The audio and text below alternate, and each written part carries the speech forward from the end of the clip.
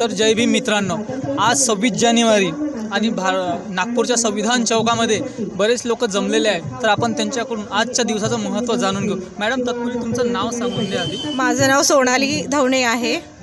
मी अमोली मैत्री संघामध्ये काम करते. आज 26 जानेवारी, आज 76वा देश स्वतंत्र दिवस सॉरी प्रजासत्ताक दिन साजरा करतो. याबद्दल तुम्ही काय म्हणता?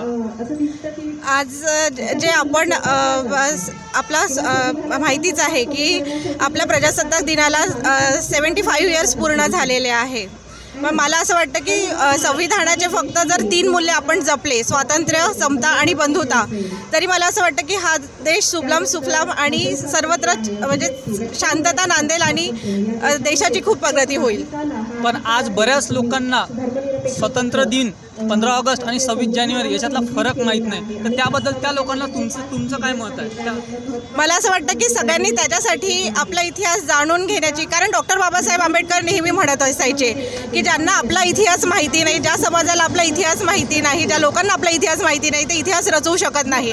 तर मला असं वाटतं की 26 जानेवारी आणि 15 ऑगस्ट ह्याच्यातला जो फरक आहे तो प्रत्येकाने आपल्या मुलांना सुद्धा समजून सांगावा की 15 ऑगस्टला काय झालं होतं. देश स्वतंत्र झाला आणि अनेक बलिदानानंतर स्वातंत्र्य झाला, आणि त्याच्यानंतर 26 जानेवारीला काय झालं तर समस्त नागरिकांस देशाच्या समान अधिकार, त्यांच्यानंतर त्यांना अधिकार आणि सर्व मूल्ये ही देण्यात आली. तर हा 26 जानेवारी आणि ह्याच्यातला जो फरक आहे तर तो त्यांनी पहिले मुलांना आणि स्वतः समजून घ्यावा आणि नंतर मुलांना सुद्धा समजून सांगावा. आजच्या नवीन जनरेशनला तुमचा काय संदेश आहे आजच्या दिवसात?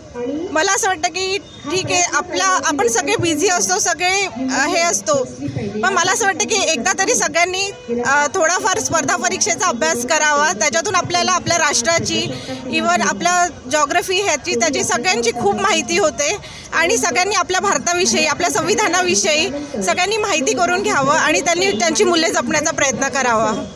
आजच्या घडीला तुमचं काय संदेश देणार तुम्ही लोकांना? प्रजासत्ताक दिनाच्या मी सर्वांना शुभेच्छा देईल आणि इथेच मी माझे 2 शब्द संपवते.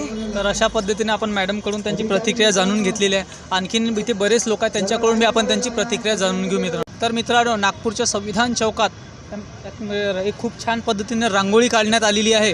तर त्या रांगोळीचं का काढली त्या मॅडमला आपण विचारू. मॅडम, तुमचं नाव सांगा. माझं नाव आहे रवीना खंडाळ.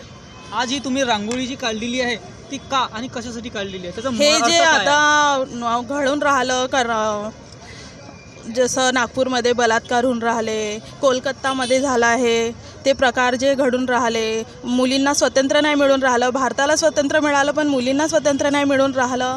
माझं हेच म्हणणं आहे की त्यांना जगू द्या, त्यांना म्हणजे त्यांना त्रास नको द्या, बस एवढंच माझं म्हणणं आहे.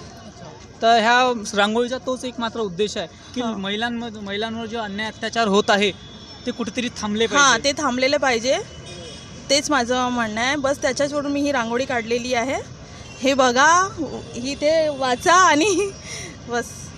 तर अशा पद्धतीने मॅडमने त्यांच्या रांगोळीचं महत्त्व सांगितलेलं आहे. आज महिलांना कुठेतरी अन्याय अत्याचार होत आहे, जे बलात्कार होत आहे, ॲसिड हल्ला होत आहे, वेगवेगळ्या पद्धतीने जे महिलांवर अत्याचार होत आहे, त्याचाच एक ह्या रांगोळीच्या माध्यमातून या मॅडमनी खूप छान पद्धतीने संदेश देण्याचा प्रयत्न केलेला आहे आजच्या 26 जानेवारी ह्या निमित्ताने नागपूरच्या संविधान चौकात.